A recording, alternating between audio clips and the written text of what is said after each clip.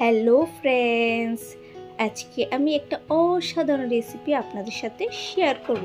সেই রেসিপিটা বানাতে লাগবে কাঁঠালের বিচি। প্রথমে আমি কাঁঠালের বিচিগুলো খোসা ছাড়িয়ে নিলাম।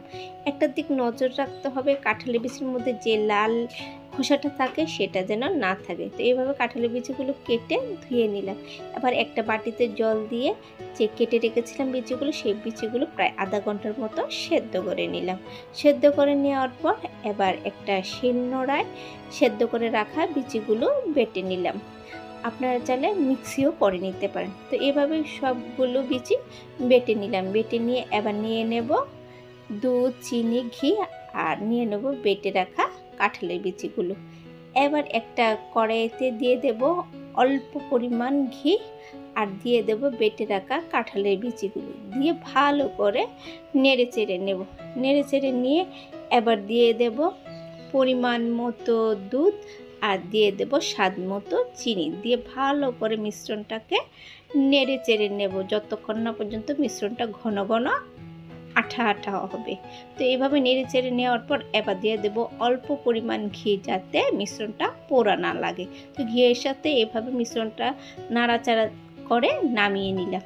নিয়ে এবার একটা সাজের মধ্যে ঘি লাগিয়ে নেব।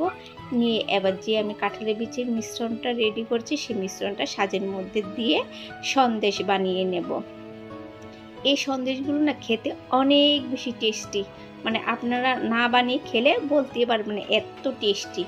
তো আজকে আমি বানালাম, আমার বড়মশাইকে খেতে দিলাম। উনি তো খেয়ে এত প্রশংসা করলেন, আমার মানে বলার মতো না, এত আমি আনন্দ আমার মনটাতে হয়েছিল। তো আপনারা বুঝবেন না এটা কি ক্ষীরের সন্দেশ নাকি কাঁঠালের বিচির সন্দেশ, এত টেস্টি হয়েছে খেতে।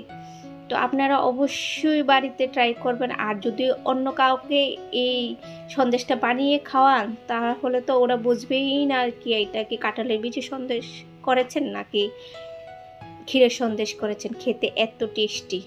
তো যদি আমার এই ভিডিওটা আপনাদের ভালো লাগে, এই ভিডিওটাকে একটা লাইক করে দেবেন, শেয়ার করে দেবেন।